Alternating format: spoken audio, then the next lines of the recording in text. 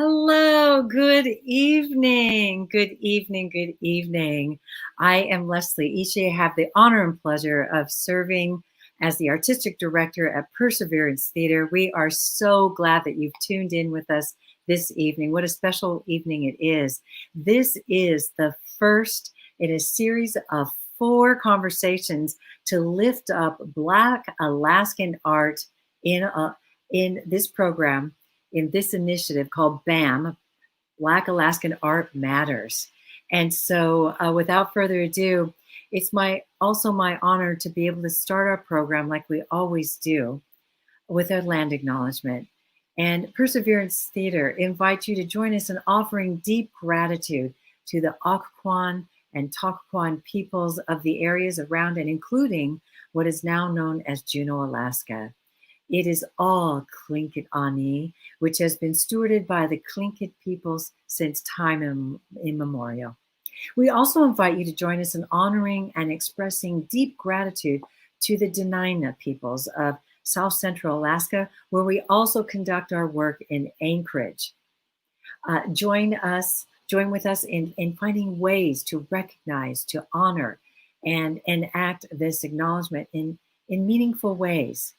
And with that, we, of course, honor and respect the culture, traditions, languages, and ways of life of all Alaska Native and Native Indigenous ancestors, elders, and their descendants, past, of course, the present, and well into the future.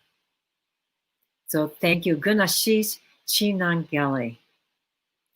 So with that, it's my honor and pleasure to get started this evening and to share with you a little bit about this Black Alaskan Art Matters initiative. Like many organizations and even many citizens, neighbors, communities, we began to become aware of making sure that we honor and that we recognize Black Lives Matter.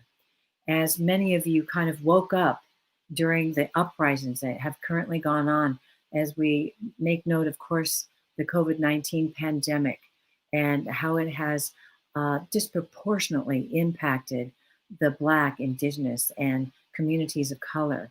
We wanted to make sure we were doing our part to lift up Black lives, and of course, Black lives that are of mixed race as well. And so we took our time to make sure that we were doing that deep work here at Perseverance Theater, to make sure we were operationalizing, making sure our best practices and awarenesses to create a culture of inclusion, of equality, of justice. So with that came this initiative where we thought, well, how can we best lift up Black lives within the arts? Because that's what we do. We're a theater. And so we reached out to community organizers, community leaders, and we thought, how about some kind of program where we have Black leaders? This is a Black-led program. So with that came wonderful curators. We put out a call, we had interviews, and we listened to community, and we were able to bring forth 3 incredibly talented curators. And it's my honor and pleasure now to introduce them to you. And I'm looking forward to this beautiful conversation that we'll have this evening. We've had many conversations in the development of this program, so we'll be just dipping right in, going deep, and bringing you right along with us. So I'm excited to get this started. So let me then introduce to you our first curator. The first curator is MC Mahogany Magnetic. And MC Mahogany Magnetic resides in the Spenard community of Anchorage at her Wonder Woman hideout, AKA Camp Magnetic. She's a feminist, transgender, African-American woman and human rights activist. She's a U.S. Coast Guard veteran and has also earned degrees. This person is learned, folks. Degrees in anthropology, forensic death investigation. I hope to have a conversation with Mahogany about that. Also English, and currently completing her MFA in creative writing and literary arts. She's also published, and some of her works include Shh, Be Quiet, Building Fires in the Snow, 2016. The Mind Salt, Ladies Revenge, Queer Magic, Power Beyond Boundaries from 2018.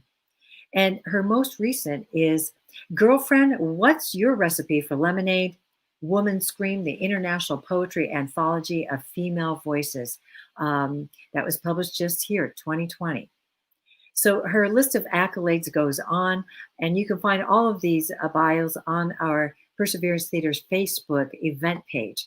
But a few more of her accolades include she's ridden a bike 100 miles in one day, jumping over 5 cars on her bike, and chaining herself to a tree for justice, equality, and respect for all people. She loves writing creatively, and she writes poetry every day. Wow, that's discipline as an artist. So please join me in welcoming Mahogany with a virtual welcome. Come on into studio, Mahogany. Oh, right on. Hi, Mahogany. Thank Hey, you how for you joining doing? us this evening. Had to spray on the Afro sheen for the people, you know. I love it. Awesome. And Mahogany, so I know I go by she, her, hers, if you care to identify. And where are you tuning in from? I'm tuning in from the Nina Lands right here, Anchorage, Alaska. Here at Camp Magnetic and aka Middle Earth or Midtown, whatever you want to call it. Beautiful. Yeah, so Camp Magnetic is my home, and this is where I'm at, and I'm happy to be here in this space with you all. But BAM, Black Alaskan Arts Matter. This is Yes. just a joy and honor in just so many ways. Great. Oh yeah, pronouns. Oh yeah, so she, her, Miss, Ma'am, or Mademoiselle. I really like Mademoiselle. Oh, I like Mademoiselle too. Yeah, you Awesome. know, and then there's also they, them, and their. I like they, them, and their as well too. So Beautiful. yeah, Thank if you can't you. get that right, mahogany is fine. Awesome. Great. Shall we bring on your other colleagues here? Oh Uh, my goodness, yes we yes, can. right. Who So we bring out first? let's bring on Amable J. Rosa, who is an active member here in the city of Anchorage too, while working close to several groups and in organizations around town. His mission is to create more equal and inclusive communities across the state of Alaska. As a former title holder with the Imperial Court of All Alaska, a nonprofit organization that works closely with the LGBTQ plus community and raises money for a scholarship and fund awarded to an involved individual. He recently stepped down as the Grand Duke 18 of Anchorage, Alaska, where he introduced the idea of underground ballroom culture. His goal was to clarify and bring to light the magic of what the underground ballroom scene was and educate on how that scene created a safe haven in New York in the 1980s and 90s for queer and trans identified Black and POC or people of color individuals to go and express themselves freely after being thrown out by many of them by from their homes by families, their friends, even their community members who didn't accept them. Aside from his philanthropic and volunteer work, he is well known for his artistry through dancing, acting, and singing. Amable is a performer. His passion for performative art has landed him with honorable roles, such as choreographer of the 2019 Mad Mirrors production of Rocky Horror Show, the title role in Hedwig and the Angry Inch, and the Rat King in Pulse Dance Company's Nutcracker Deluxe. He's also well known for his gender fluid and androgynous expressive drag performances as Glenn Coco. Let me give you one more thing about him. His work as a drag artist includes performing at the annual Anchorage Pride Festival and performing in Seward's first ever drag show, where they raised money to pay the rent on a safe space for the entirety of 2020. Please give a warm virtual welcome to Amable J. Rosa. Hello, everyone. How's it going? Hello, hello. Hi, Amable. Do you care to identify and/or let us know where you're tuning in from? I'm tuning in from the Denina Lands, also known as Anchorage, Alaska. Pronouns for me are any, as long as they're with positive intent. So he, him, his, they, them, theirs, she, her, hers. as long as they're positive and not using a derogatory way.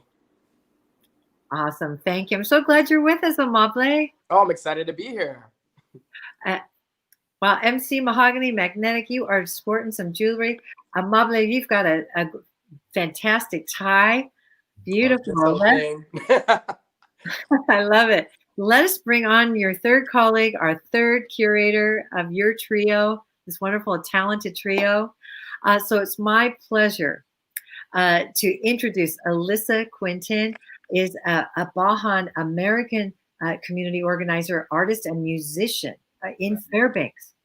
Her parents and grandparents migrated from Barbados to New York in the 1950s and 70s, with her father joining the Army in the 1980s. She and her family were stationed in Fort Wainwright, Fairbanks in the early 2000s, where she was raised and educated, and she worked there. At an early age, she started volunteering with various community organizations and coalitions centered in youth leadership, communal advocacy, and engagement. In her teens, she began working with local electoral campaigns and constructed research statewide and internationally. She earned her BA in political science and violin performance in 2016 and continues to use her organizational skills with passion to focus on communal advocacy, outreach, education, and empowerment. Throughout her life, art and music has also been something she's continued to be passionate about. She's played the violin for 19 years and the harp for 1 year and has been drawing since she could probably hold a pencil. So, and Alyssa focuses mainly on watercolor ink and colored pencil, and her work is centered on people and relaying their ethereal characteristics. So let us give a warm virtual welcome to Alyssa. Hello, Alyssa. Hi. Yeah, oh, thank you. Love the cheerleading. Would you care to identify and, or of course, share maybe where you're tuning in from? Yeah, okay. Well, good evening, everyone. I am tuning in from the Chinandane lands here in Tanan, otherwise known as Fairbanks, and I use she, her pronouns. Beautiful. Oh, look at y'all. Oh, look at those beautiful We're earrings. very celebratory. Yes, it's wonderful. Y'all are like, you are just sporting it. It's awesome. Beautiful. Well, shall we, with our viewers, shall we just get started? I want to know. I mean, we've had these great conversations while we've created this initiative together. Thank you. It's a Black-led initiative. That was important to us at Perseverance Theater. So let's just start from the beginning. What comes to mind when we think about why create space for Black Alaskan art? Why is that important, or why was it important to you, maybe to other Alaskans? Anyone want to? And I'll hold space for us to be more of a conversation.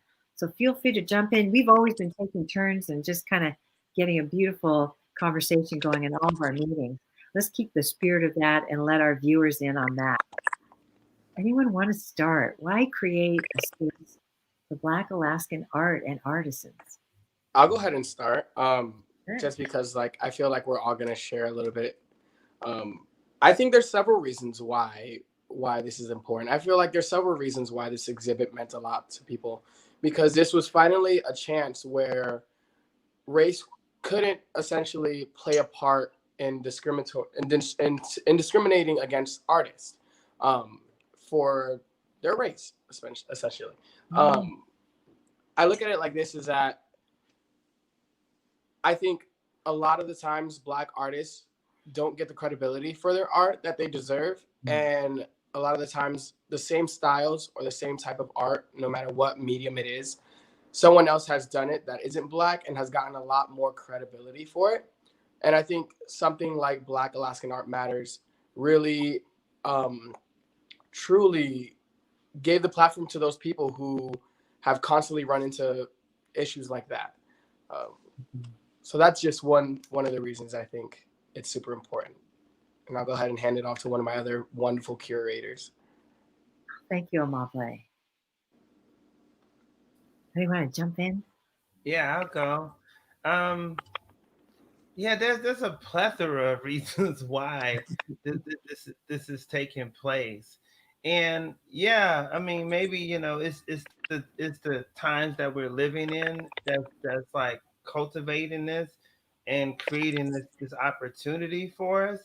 And with that, we are going to take this opportunity as curators, as artists, as community leaders and activists and organizers. We're taking this opportunity to amplify Black Alaskan artists. I mean, there's just doing research and preparing for this art show, I've learned so much about what's not out there.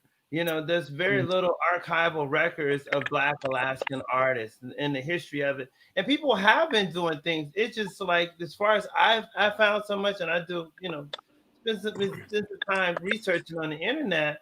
I mean, 2016, maybe 2010, there's a few things that pop up on the internet. And not to say that, and the thing is that some things have never not made it to the internet yet, haven't been transferred into digital Mm. files. There's a long history of theater, African American theater here. I've learned about there was a production, I think, of The Wiz. There was a production of A Raisin in the Sun, Lorraine Hansberry work that was here. And then there's, like, when we was talking on Saturday night, Alyssa and I was involved in the Sister Circle.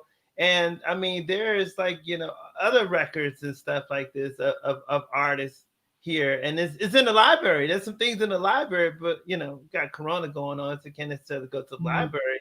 But that's what the problem is like these works have not been archived. So what we're doing is groundbreaking, historical, and setting the precedence for Alaskan Black artists. That's fantastic. Oh my goodness.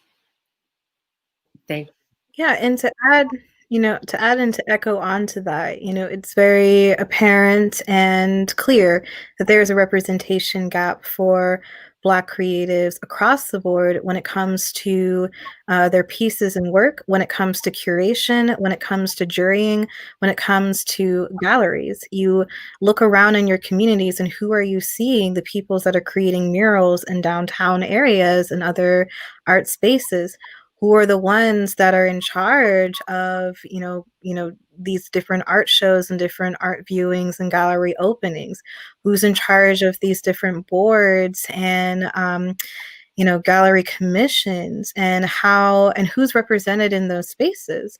I think people can ask themselves when the last time they've seen an art show that's been completely curated by Black people and Black creatives.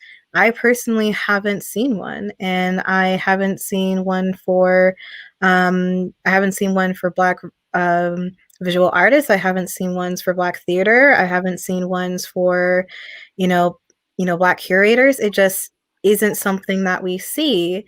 And that's because there are many barriers in our artistic spaces. And so things like this, I think, are extremely imperative to sort of recognize where those barriers exist and open up that artistic community, not only in our own spaces, but across, the state. I think a really big part of this is just letting our Black creatives know that that there's a Black creative community statewide and in the state, because you never know who is looking at you. You never know who needs to see your work to, let them know that this is something that happens here. That representation is so important, because then the community, these Black creatives that we haven't even seen yet now know that there's a space for them to go, and that we are tackling those very real barriers and discrimination in art spaces already, to make it even more accessible and safe for Black creatives, for Indigenous creatives, for other people of color in general, to not just be a part of these spaces, but own these spaces and really be in charge of what they look like and how they give back to the community. So I'm very excited to be, a part of this project and to help, draft this conversation and project for future things down the road. Fantastic, Alyssa. Yes, thank you. Yeah. Yes, I see the snaps. Awesome. Say, we can keep adding to what feels important and why. And I know for Perseverance, we're really excited that you all have started to build upon even what you knew were relationships in the Black community. But how do we support your network building of artists? I know we're really excited to be to be right there with you, offering resource as we can to make sure that that continues. Um, what about how you actually curated this program? It's such an interesting process that you all went through. Even the idea of what is art. Some people think visual, some people think performance, but you really opened that up. Can you share a little bit about your thinking and maybe recount some of the conversations about how you decided to even put out the call for art and what that might mean? Your curation process, if you will. Yeah, I can definitely kick us off. It was, a very collaborative process. And, the beautiful thing about having three curators is that we have three different perspectives that are really, driving this force. I myself come from, a very sort of like, I want to say like pseudo professional, like, I wasn't necessarily trained in, I didn't really have any art classes. There wasn't like a professional organization that came in and curated my aesthetic or gave me lessons, but more or less, the pseudo, professional I say is like someone who's had to figure it out and create it for themselves. So, I definitely come, at it from that perspective of what do artists need to be seen for them to be taken seriously, and how can they flip that a little bit so that they still have, those areas and pockets of their personality and voice for that to come through and change that process. So I come at it of like, what are the intentions of these pieces? What stories are they bringing to the fold? How does this artist communicate, their pieces with other people? What is important to them, and how does that piece connect those two things? As well as just being, a visual artist and very tied to, not just the aesthetics, but, the emotion that comes with it, and, how that fits in with the other pieces. So it was, really a deep process for me of really trying to understand where the artists were coming from and how do I sell that and uplift that as a curator in this whole exhibition. Awesome. Yes. Anybody else like to add? Oh, can you? I think you need to unsilence Amable. There you go. Yeah. Sorry about that. Yeah, having a little bit technical difficulties here. No, and I completely agree with everything that you say, Alyssa. I feel like I'm also one of those who comes from a specific medium of art, and I would like to say I'm like a pseudo professional, just because I've had to find the answers that I need as an artist. Um, but I think the conversations that we had to curate this initiative were very interesting, because though we all have a general basis of what we wanted in this project, we definitely butted heads on very minute and slightly subjective topics. But we got through, of course, and it was very refreshing to be able to talk to other people who thought very similar to me. Though we thought similar, we disagreed on some things, and we were able to get through it and create such a wonderful initiative. Um, but I specifically come from more of a performative, um, artistic background. Um, and it was interesting to see or have a conversation, should I say, with someone like Alyssa, who pointed out the fact that, like, what is this artist's initiative and why do they want to present this in this exhibit? And I just said, it's not necessarily like, who are we to say what their initiative is, because I think art is subjective. I think it's to the interpreter. I think that no matter what you are, no matter what you do, you put out a product, and it's no one else's job to tell you that it's good or bad, but rather how it makes them feel. And hopefully that connection from the artist to the audience is, on par and meets eye to eye.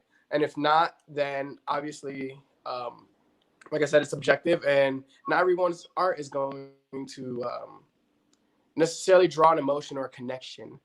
Uh, but it was very interesting working with the two other curators, because we, like I said, we all come from different perspectives and different forms and mediums of art. But I am very, very grateful because I can't imagine doing it with anyone else, especially since we're all kind of strangers. I mean, I met Alyssa this year. I've known Mahogany through a couple other threads and a couple other acquaintances, but not as much as I got to know Mahogany as a person and as an artist through this initiative. So though our goal was to amplify the voices of Alaskan artists across the state, I'm very grateful that I was able to work with two very talented and intelligent Black Alaskan artists on such a wonderful opportunity. Thank you. Yes, I have to say the conversations were rich, which I love that you all were not afraid to debate. That made it important and rich, the work. I'm serious, and that's why this initiative is powerful. And I wanted to say, your curating is fantastic. I don't know what the standard is to say if you are or aren't, but to me, you are talented curators and artists in your own right. I just want to name that. No one else has to say yes or no to that or decide who's who. I say, just know from my heart, you've done a fantastic job of curating. Yes. But let's hear from MC Mahogany Magnetic. I want to know what your thoughts, because there were some good conversations, right, in this process. Yeah. Oh my goodness, the conversations. I mean, this entire experience, and I think I said it like on, it's like it's been a dream come true of mine. Just on Monday when I was teaching the children, it's like, you can be whatever you want to be, right? And that doesn't mean you have to just be one thing. And one of the things I've always wanted to be was a curator of an art show. And to have this experience, like, oh my goodness, this is like so cool. I mean, this is why I'm MC Mahogany Magnetic, because I enjoy creating space for others to express themselves and to be heard and to be seen and to be visualized. And I mean, it's just been so wonderful. And I have gone to bed after our meetings, my brain just rattling because like something Alyssa said, or something Amable said, like, damn, oh my gosh, it's just too much light. I can't take it no more. And it's been a very mind expanding experience. And I'm so grateful, because a lot of times, I mean, especially think about being quarantined or being in solitude. It's just you and your own mind for the most part, especially if you live alone, And I don't know. I get the picture that we all kind of be doing our own thing, all three of us as curators. So it's like I'm in my head, but to come together, saying like once a week or twice a week and talk about, or in emails and talk about all aspects of art, all aspects of what is Black, what is African American, what are we doing right now in this very moment, and it's just been like really, really good. And I'm really appreciative of the oh my gosh, these mental Olympics that I've been a part of, and it's just stretched my mind so much more. And curating this art show, it's like, okay, these submissions are kind of like, yeah, what is this? Is this art? What do we call art? What do we define it? And it's our responsibility as curators to lead that charge. And we, did so collectively, and now it's here, it's present, and it's fresh.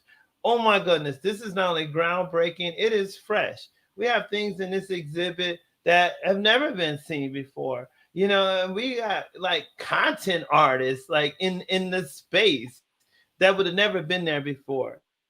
We have voices, Black voices from Juneau, from Fairbanks, that are Alaskan Native and mixed race. All of this stuff is in the mix here, and it's like textiles and poetry and performance art, and it just, oh my goodness, yeah, it's just been so great, especially the conversation about the tarantula. Oh my gosh, I'm seeing a comment to bring forth your excitement, Mahogany. I'm seeing a comment that there's a message from our dear Diane Fleeks in Fairbanks, co-sign Leslie's praise. Oh, and all yours. I was looking at it today, damn near in tears, and seeing my young Perseverance Theater brother, Chris Talley, in there. All the snaps. Oh, people are seeing their colleagues, their loved ones. When you see yourself, what does that mean? To see yourself in the art, in the expression, in the artist? I mean, Alyssa, you capture the essence of folks, right? In your own artwork. Amable, you perform that of the writings and the characters that have been brought forth, and you humanize that. Mahogany, through your writings and all the you do Mahogany, you do so many art forms, many mediums. You bring all of that alive. You can tell from our folks, it's really interesting that they feel your life, they feel what you've been able to bring forth. Diane asked the question, was there any discussion about gatekeepers? Good question. I know there was a conversation somewhat related, maybe, or maybe parallel, about equal versus equality, equity versus equality, and about even identifying as Black, African heritage, African American. I mean, you all got into the depths of the nuances of what seems to be the conversation today, right? Yeah, I don't think I heard that Yes. term come up in any of our discussions, and I don't think it needed to, because we are the gatekeepers. This is like self-determination. We have determined Um, who we are. We determine what art is in Alaska. We determine what Black artist is. Collectively, we have done this, and we are doing this, and we are. It's in motion now. So when I think about that, and it's like, yeah, no, no, we never talked about it because we are the gatekeepers. So why would we talk about ourselves? We control the narrative, and that's what's so like beautiful about this project and the Perseverance Theater. Creating this space, we control the narrative from get go. So when I saw, oh, there was submissions for this art show, it's like boom, boom, boom. And then it's like, wait a second, we don't have no Black curators, what I'm saying? We want to do this the right thing. We ain't trying to like screw up like people been doing in the past or whatever and everything. Because that's been the things that have been echoing throughout the last like 6 months and stuff. It's like kind of about during time, what I'm saying? About during time, people are like listening and catching on to what's really going on here. And so like this is total self-determination. So like I said earlier, said we see this opportunity and we're all like, okay, boom, let's get in it and let's explode the myths. Let's like put the truths out there. Let's show what experience and reality is like for us and other African American, Black Americans, people just in Alaska, and we just like represent. I mean, the LGBTQ plus A is in the house. Oh my God! Boom, bam. Yeah, bam. Oh, so talk about that. Talk about the name. Because when you all figured out BAM, that was like it for me. That was like, oh, yes. Anybody It care kind to? of was like it kind of was like, well, I know that we went from Black Artist Matters to not making it so encompassing, because then we wanted to have a successful project. We wanted to have a successful exhibit and full of plenty of artists, but we didn't want to be overwhelmed, especially in this short amount of time that we were drafting and coming up with these ideas. So we narrowed it down to Alaska. Lucky for us, we were like, let's throw Alaska in there so that people know in case, this goes viral and, it spread across the nation, which hopefully it did. And I think it did. I think it started catching up a lot on the West Coast. But we want to specify the artists, the little amount of Black artists that we have in Alaska compared to the rest of the nation. And we want to amplify those people, because as Alaskans, we already don't get a lot of visibility. We already don't get a lot of opportunity as artists, as much as the lower 48, in my opinion. Throw on top of that the fact that you're a Black individual. Throw on top of that the fact that you're a Black queer individual. And say less, if you're a Black queer trans artist, you're at the bottom of the barrel. And you don't get as much credibility and as much visibility as you deserve. So we wanted to make sure that, one, it was very open and fluid to all and every human in Alaska that identified as a Black individual. And it was more so with the curating, it was more so not gatekeeping, because I want to touch up on that a little bit as well. It wasn't necessarily we were gatekeeping. It was because we accepted all forms of art from Black individuals that were from Alaska or live in Alaska. But it was more so trying to figure out what was appropriate for the project and the vision that we wanted. It wasn't necessarily saying that the art wasn't good or didn't belong, just not at this moment. But as for BAM, lucky for us, we created Black Alaskan Art Matters, and that acronym is pretty impactful. I mean, people are coming up to me on the streets like, "Hey, how do I get involved with BAM? Like, how does that work? Like, how did you even come upon this? Like, what's your position? And like, how can I submit some art? How can I get the word around? I think this is great." And I'm just like, BAM. I'm like, "Oh, BAM, Black Alaskan Art Matters." And I'm like, that is a very, very great way how to market. You know, just yell out BAM, and people are just like focused extremely just right away on you. And Mahogany, Alyssa, I think you had some thoughts too. And Mahogany, I think you had the idea of the Aurora background. Y'all contributed somehow. It was great. It's really Oh, great. yes, the artwork that came with the marketing. Please touch upon that. Yes. So if you're talking about the piece that went along with the in the early stages when we finally figured out that like BAM was going to be, you know, the name and the anticipus of this show, it was kind of, you know, very full circle. There's a music video for Beyonce and Jay-Z's album, The Carters. And one of the songs was just all about, you know, Black success, and it was really powerful because the music video was shot in the Louvre Museum in France, where the Mona Lisa is currently at. And in that piece, it was in this sort of screenshot, it was her and Jay-Z standing in front of the Mona Lisa, and the whole entire music video was trying to, you know, center Black bodies, Black images in a very white-centric, European-centric space. It showed, you know, the piece of, you know, Jefferson's mistress, you know, that came from St. Kitts. It showed the few two pieces of, you know, of enslaved Black people, and just that image of those two people who are, you know, very prominent, very, you know, sort of like beautiful stories of Black success. You know, it just sort of inspired me to, you know, make this piece, which is just those two standing in front of the Mona Lisa, and kind of like it was a sketch, but I was trying to make it look spray painty over Black Art Matters. And when we were thinking about like, okay, what are we going to be putting out there to encourage people to submit?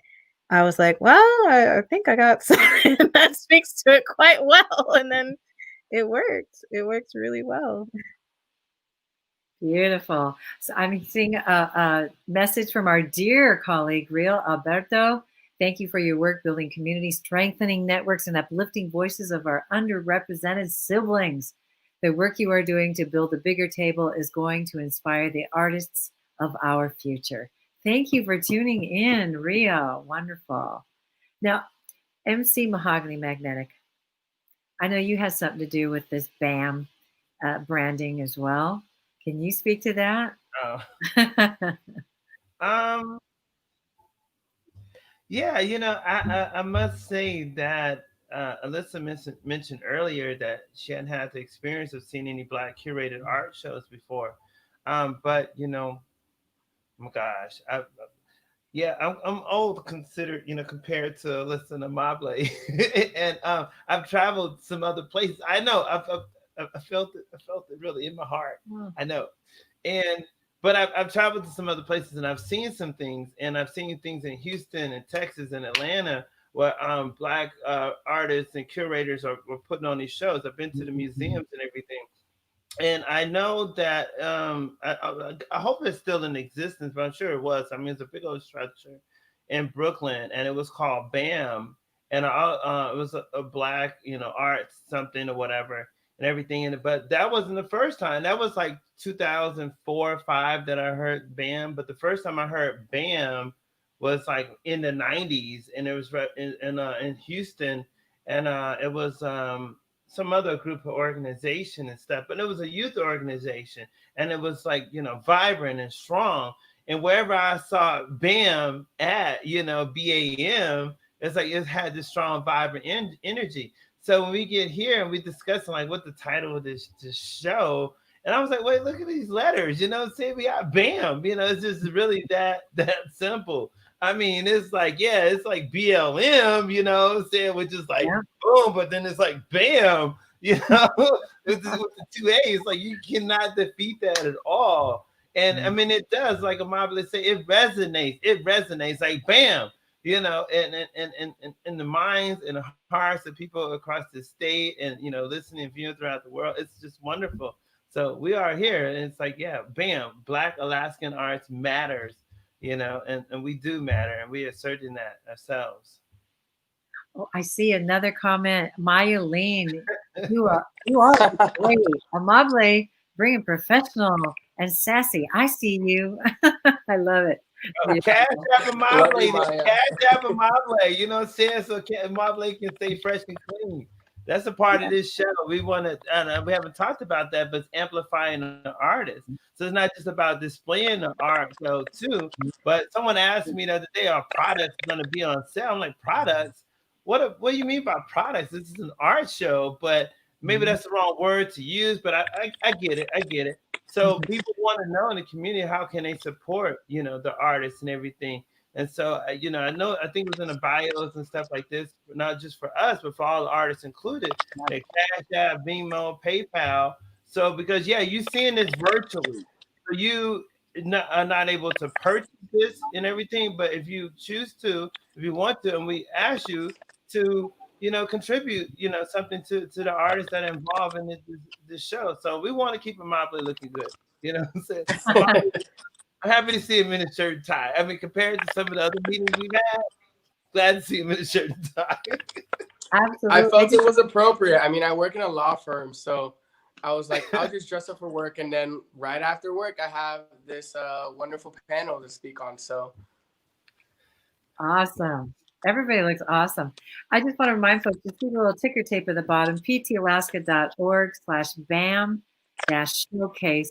You can go there, you can see the art, and like Mahogany was talking about, there's ways to contribute and be in contact with those artists to lift them up, and or have a relationship. Maybe you do want to purchase their art at some point, or you want to be someone else who can lift up their art in an exhibit or in a show as well. I see another question here from Sarah Sakari. Did you see a camaraderie build between the artists during the show, or was the system more of a submitted exhibit without not knowing who else is submitted? Yeah, can you all speak to that aspect of this program? yeah, absolutely. Sure. I know personally there was a couple artists that I reached out to, should I say, and they're two separate people. They know of each other, they're colleagues, but I know that they were both keeping communication with each other, like, hey, are you submitting to this? Kind of like what you do with like a best friend or a really close colleague. It's like, I'm thinking about submitting this to this piece. Like, what do you think? They're like, oh my God, I'm also submitting something to this show. Like, what are you planning on doing? I'll give you advice or any help. But I don't think it was like that for everyone. It's not like we created a group with everyone that made a submission. We just let the individuals know that, we like their work. We're really glad they were able to be vulnerable enough to submit their work and allow us to give them a platform to amplify their art. And we allowed them to do as they please. And if there was someone else that they came in touch with that also submitted something that we accepted, that was upon them mostly. Mm-hmm. Mm-hmm. Great. Alyssa, did you want to add? Yeah, please. Yeah, to add on to that, we, also recognizing that this is virtual and, not a very typical art, exhibition, we were also thinking of different ways in which, the artists can do just that. And, get to meet the other submittees and get to meet us and, have the same level of conversation we're having now. So we'll have more of those opportunities that we'll chat about here, towards the end of this panel. But, that is definitely something that we thought about and are wanting to give, because a really big part of this is that connectivity and that camaraderie between creatives throughout. Mm-hmm. Yeah, I think we did succeed in establishing camaraderie and community as well, virtually as well as offline, because I've been in the grocery store and people talking about BAM and this particular artist. I've talked on the phone. I'm like, oh yeah, I'm in the art show. I'm in this and this and that. I've heard people talk about this, and even online when some artists find out who the other artists are in the show, oh my goodness, I know them. I'm like a part of this and stuff. And the other thing too, I think is interesting, and I've heard echo time and again since we've got the show together, is artists. Oh my gosh, I love that person, and like yeah, and you're in the same art show with them, like, and you know what I mean, like it's like it's a wonderful thing. So yeah, just so excited for all of this. And but yeah, I think we have built camaraderie and community, and it's expanding. Beautiful. I saw a comment that just flashed by. It sounds like a couple that flashed by. Oh, here's one. Baina Kara Stray. Yeah, it's an honor to have such brilliant minds, artists and performers select work that I created. Beautiful. Yes. Awesome. It's good to note that the actual virtual exhibit launched on September 20th, so it's been running now a little over a week, and it will continue throughout the month and into October. And we'll have another conversation on October 5th, right? So we'll have a series of conversations. So keep tuning in because we'll get to know more about this initiative, more about the Black Alaskan artists, and wonderful that these curators have their brilliant minds and vision behind it. Yes. So can we talk just a little bit about, we started to touch on the technology a little bit more before we wrap up, about what does it mean to have a virtual art exhibit, and how can technology interact with the art? I know that there's a kind of a silver lining during this, what I call uprising and COVID pandemics, that we can reach more folks because it is virtual. And hope that it will attract people to come to Alaska even eventually to experience the work in person when we can get back to in person. Yeah. Any of you want to speak to the technology, the interaction with that, what that's meant to this program and this exhibit? Yeah, I'll be short though, but it's given us opportunity for a truly Alaskan art show. It really has. I mean, otherwise this would have just been physically taking place in Juneau, Alaska. You know, physically, that's where it would have taken place. But now this is the entire state is involved, and that in itself is beautiful. I mean, like politically, I'd be like, man, I'm not necessarily a patriot, but I'm definitely a statist, if that's a word. Like, I love Alaska, and to be here and to come together and we uplifting our entire state. This is what virtual reality has definitely done for us. We don't think we've had this opportunity to do this, but it's here. Bam. Bam. Yeah. Another comment, Lynette Y. Pham. It fills my heart to see three people I love and care about collaborating for such a powerful project. The impact in the community will be immeasurable. Oh, wow. Beautiful. Yes. Lynette, I love you so much. There was another. I was going to say that. Shut up. Only one of them. It's not like we've been working together for like months and months or whatever. Well, try almost 2 years, so hush. To add on, we will not go on live about how much we love our friends. We'll save that for the Zoom chat after. Yes.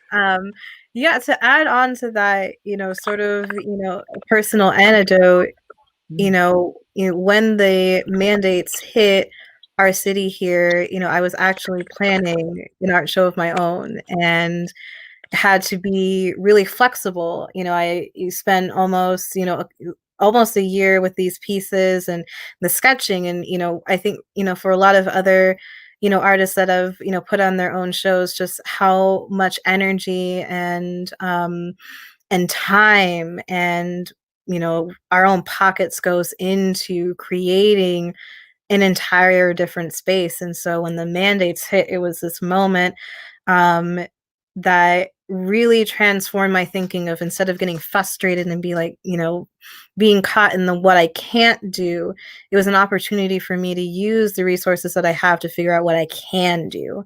And, this doesn't go without saying that, I'm acknowledging, that I have a website, and, that I have, a community of friends that have helped me, get myself to where I am and to have the resources that I have. And because of that, I was able to figure out how to do virtual art shows on my own. And, the reach of that was the first art show that my family back in Barbados was able to see.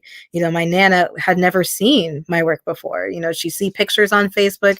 She'd see me when I'm like at some showing, or she'd see my events, but she's actually never seen the pieces themselves. My family all the way in Britain that had never seen my pieces. So, even though we are in such an anxiety inducing and isolating time, it does give us an opportunity to, to sit with that, but to also think about what we do have and how we can, really expand what we can do with the things that we have. And, like you said, Leslie, it does make things much more accessible. People that, even in our own communities that are high risk and, can't go to, a physical show. Our families in the lower 48, maybe gallery view, gallery commission folks that, got the big bucks, the funders, the boards, the people that are looking for underrepresented artists. They see something like this and they have all of these artists that they can connect to, where a physical show they would have to fly up to. They would have to figure out who they know. And then, of course, who do you think they're going to go to? They're going to go to all those white artists that, be painting, watercolor, mousse, and fireweed. And that's where the money goes. It doesn't go to the people that, that are out there, trying to, create spaces for people that look like them and live like them. So being able to do this, I, have, met artists in my own community that I did not even know that were artists. And I'm like, wait a minute. Come back here. Website. We need a website for you. We need, mastering for your album. We need, some videographers for your music video. Like, what is our own community doing to uplift these people? Because listen, we have talent right here. And how are we reinvesting our resources into the people that we didn't even know? So I'm so fortunate that we were able to do this. And yes, it's virtual, and yes, people can't buy pieces in their hands, but it also makes us think about art is also intangible. It's not always something that you can have and be like, I paid thousands of dollars for this. Sometimes it's this piece in this show created an entirely new perspective for me. I have, another personal anecdote. I had another show where it was well before the mandates. It was last year, and it was a temporary tattoo show where I was drawing tattoos on people, and it was really, really cool. And that's kind of tangible, also intangible. And, of course, people would ask me, oh my God, I bet that was really successful. How much money did you make? And I kind of looked at them and I said, I made money from it, but what really stuck with me was when a woman came to me and, showed me her self-harm tattoos and said, this is the tattoo that I want. And that was like a, wow, just the impact. So success to me is always intangible. And it's creating that space where, yes, we can get those tangible things. We can also create something together. And in a time where we are, isolating physically, so that when we are able to meet in person together, no one is missing, using what we have is so impactful and so beautiful. Oh, Alyssa. So no one is missing? Oh, yes. I know. I love Oh, Alyssa, right? I think I have Oh my goodness. You've Alyssa, had some yeah, comments, by the way, y'all. Preach girl. They said preach girl. Also, someone commented, "What a beautiful panel! How this panel looks fantastic. You're gorgeous." Me. Yes. oh my gosh, Anybody else? I That love was everything powerful. Alyssa just did. I mean, this is what I'm saying about this whole experience. I mean, she breaks it down. It's forever broken. Ever. It will never be fixed again. Game over. Good night. Put the babies to bed. Oh my gosh. That's it right there. Like Wakanda forever. I see another. Verena Cara Strength says, "The truth is, I did not think of myself as an artist who could be in a theater or museum type of space. This was exactly that entirely new perspective for me." Oh, okay. That's what we know. Art helps to change lives, minds, and spirits, hearts and spirits. Yeah, Yes. that's probably one of the biggest things about this show is that this opportunity for artists who've never been a part of an art show before or never even considered, because you see art show, you say, oh my gosh, I don't fit because I'm not white. I'm not painting watercolor moose. I love that. I'm not painting watercolor moose. So I'm not going to make it into that art show at all whatsoever. But here it is. We have people, what I'm saying, that's using other tools to to regenerate and create moose and everything. You know what I'm saying? So it's more than watercolors going on here, and people have had that opportunity that never had that before. They never had the courage or thought that what they was doing was art and artistic and works being an art show. Bam, we did it. We did it. Awesome. I see some more comments. Diamond. Absolutely. I mean, girl. Cool. Please, Mama. Yeah. I mean, it was like I said, it was the watercolor moose for me, sis. That just sent me. Excuse me, I cursed. Excuse my language. It's just my. They're never gonna live this down. That is going to be my legacy to this world. Oh, I see. Oh, Ivan. No, Ivan I kind of do Bailey. want to touch upon Oh, pardon me. Let me real quick. Ivan Bailey says, "Big respect and love to the curators, artists, and PT Theater for bringing BAM to Juneau and beyond. We are, we out here. That's it. We out here." Awesome. Thank you, Ivan, for tuning in. I'm still using watercolor mousse. Now sprinkle that in. Awesome. The internet is broken, Alyssa. Just own it. You broke in the internet. Watercolor mousse. Yeah, I told you this is going to be my legacy. It's not going to be this art show. It's going to be that particular comment. Art show, watercolor mousse. Like everybody, watercolor mousse. I feel that because like people know what I'm talking about. People here. It's like people, I mean, yes, but like people know what I'm talking about. They know when they read like, the newspaper or the articles about, this artist that came up from Washington that's going to spend like, 3 months in Denali and they're giving him, $10,000 to stay out there for an art residency. And it's like, we have an entire community of artists right here. You didn't have to pay someone to come up to tell the story of Alaska. You could have just reinvested in your community that's literally right here that can tell that story. So A, you're saving money, and B, you're actually creating a story from Alaskans and not so that's why it's catching, because people feel thank you. Yeah. Mm-hmm. I saw some other comments. I think we going back to like supporting your locals. Yes, investing back into the community, right? Yes. I saw another comment. I think we missed it by Christina. Oh, here's don't forget about the fireweed. Okay. Yes. Oh, this is from Christina Kodo Dathno Marie. Y'all are adaptable, flexible, making the revolution absolutely irresistible. Thank you. I know that quote. And all of you have been making art a generative and accessible experience in our communities even before the pandemic. Yes, let's name that. Even before the pandemic. Mm-hmm. Thank you.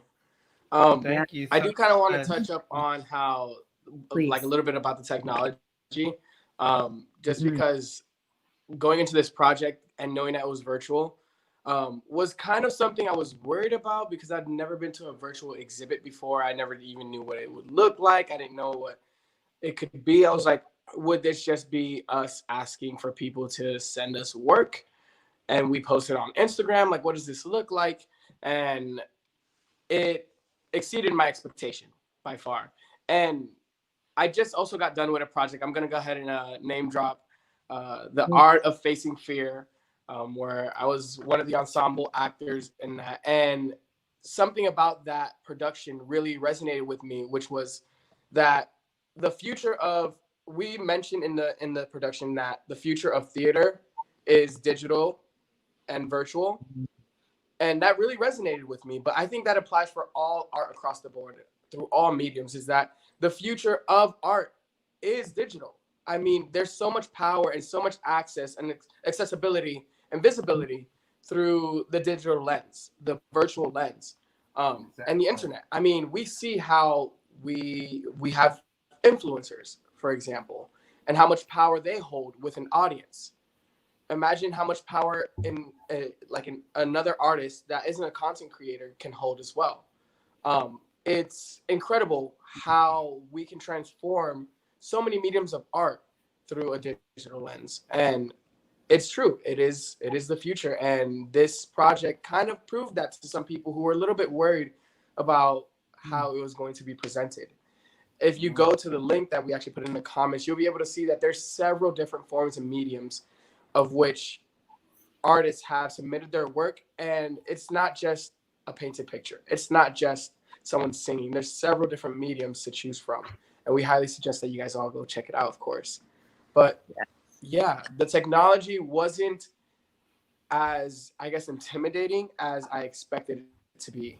I thought it was going to be something that would hold back the potential of this project, but instead, it actually skyrocketed it. It boosted it. It created an even bigger platform. It was something that accelerated it. Like, I could go on and say all the great things that this project was because it was online and it was virtual and it was accessible to people, especially during a pandemic. It's very interesting how that came out to be. Yeah, but the truth of the matter is, like the comment just said, we've been on this. All three of us have been on this long before the pandemic. You know, listen, when was your when did people in the Bahamas get to see your show? That was before this, right?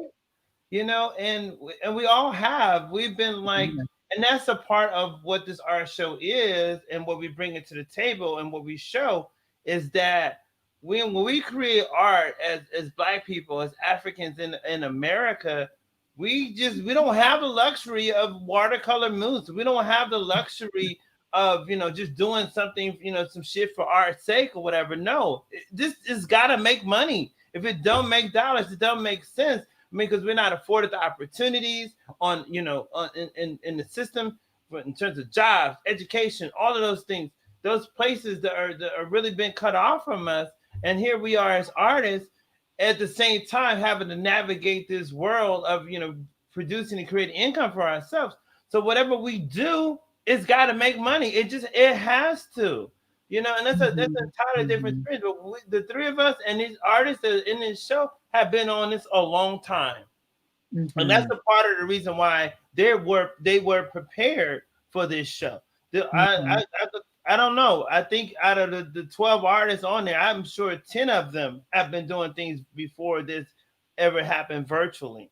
So they've already go. They've been doing virtual stuff, posting their art on the internet, talking about, their art on YouTube and everything. We've had some of the videos and the content that was sent to us is like, 5, 7, 13, 12 years old, but so they clearly says they've been using the internet a long time.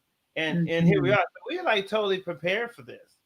We're totally prepared for this. And that is why we're like leading the way, because we didn't have no other choice. So we pushed into virtual space, marginalized. So this is what we're gonna do. We're gonna make the best of what we have. I see another comment from Diane Fleeks. Tech nukes one of the biggest obstacles here, which is the sheer geographic distance. And someone else had commented just before that about how the technology helps the youth engage as well. Beautiful. We are at our time, but I want to make sure each of you get an opportunity. And we'll be back October 5th, Monday, but I want to be able to give each of you an opportunity for a closing comment for now, knowing that we'll have new thoughts evolving as we keep having these conversations in the weeks to come, 3 more conversations. But who would like to go first? Just a closing thought for now. And then I'll give some announcements and we'll close out the evening. Yeah, anybody want to go first? Okay, closing thoughts. Yeah, much love. This has been a wonderful time, and this is like I would say, yes, this art show started with September 20th, and this is our first like event that we have going on, and yeah, so this is just a great space. It's a great time to be alive. I think I've said this in some of our meetings and stuff. I was like, I'm an anthropologist, so I see history, I see culture and everything, right? And where we at right now, we are 100 years since the Harlem Renaissance. This Yeah. is our Harlem Renaissance here in Alaska. We are birthing culture, we are birthing art, we're birthing music, and all these wonderful things and poetry, and in new forms using technology and digital media. So this is a beautiful time to be alive, and exactly 100 years ago there was a pandemic going on as well too, and we was on the brink of the First World War. So it is what it is, but 100 years later, here we are. Not to say that history repeats itself, but some of those elements do. But in that space, like the Harlem Renaissance, where you had this emergence of poets, of visual artists, of oh, oh my gosh, playwrights, the whole nine, the gambit. We're here and we're creating that space and opportunity. So this is our Harlem Renaissance. I'm just happy to be a part of it. Like, boom, you know what I'm saying? 80 years later, at the end of the 21st century, it's like, yo, you remember BAM? BAM. Thank you. I'm saying Mahogany Magnetic.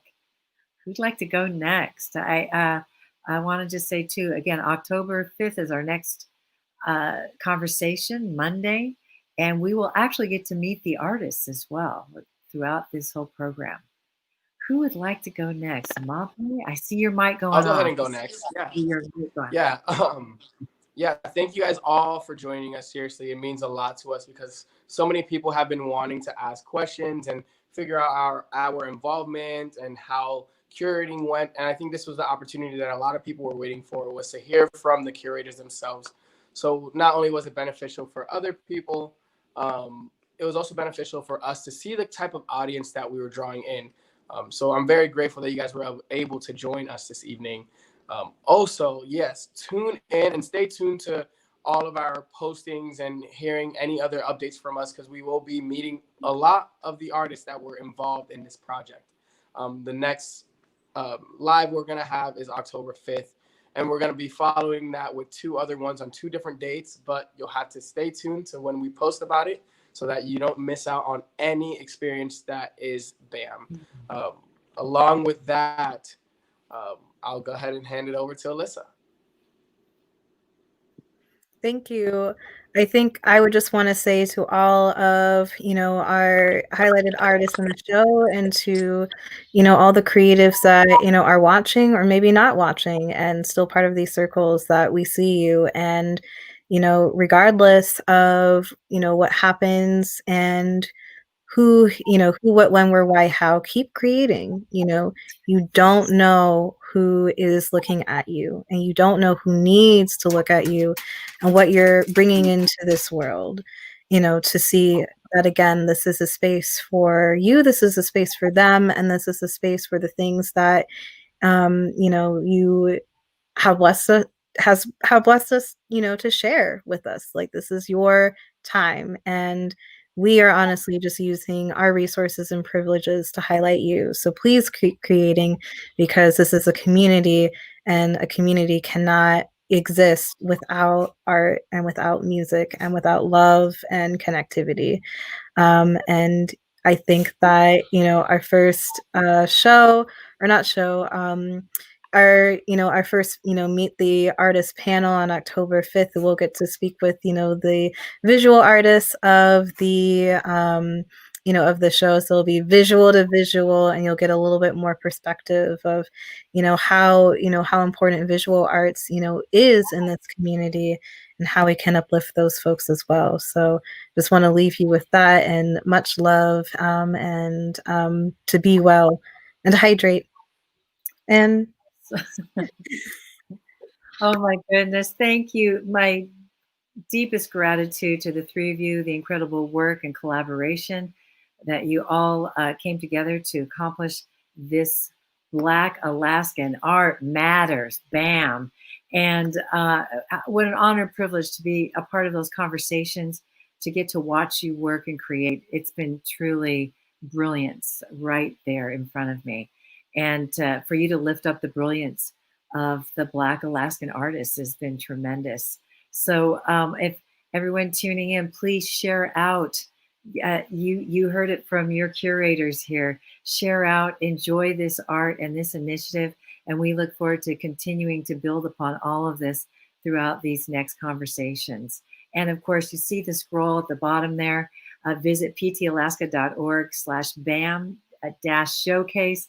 A wonderful thank you to our curators for joining us tonight. And I have just a few announcements.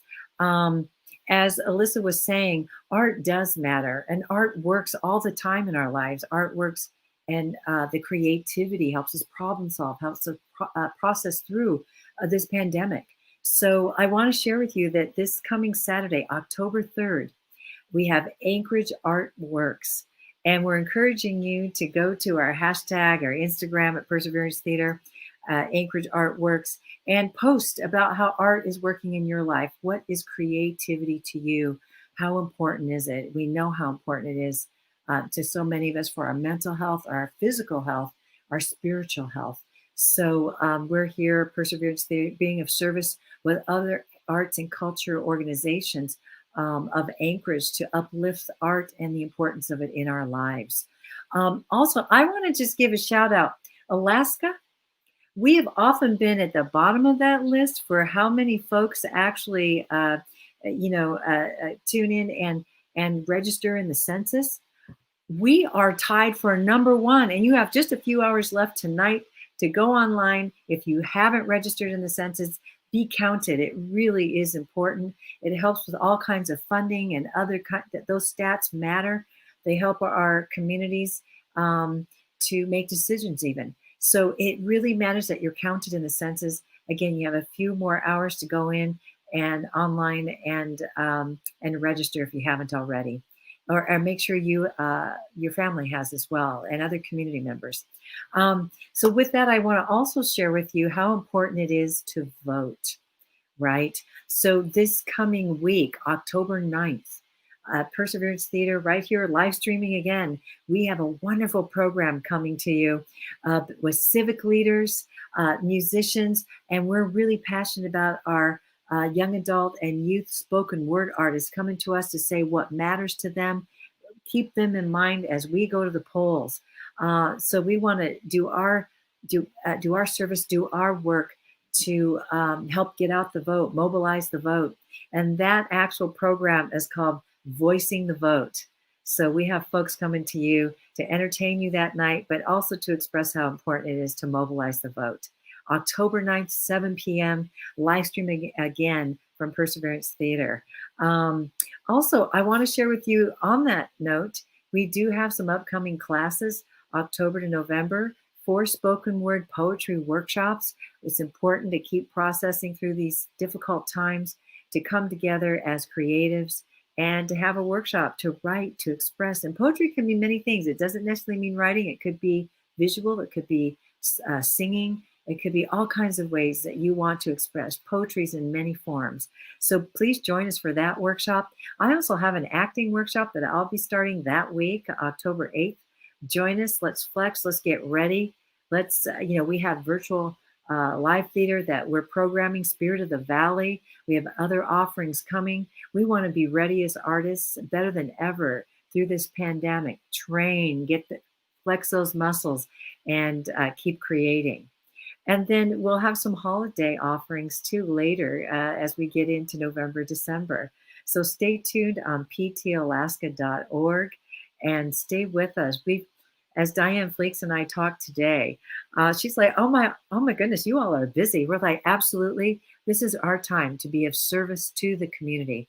We know how important creativity and the arts are, and that's our work, to come to you, to lift you up, and to help keep you creative while you support us being creative as well. It's all about being in community and being of service.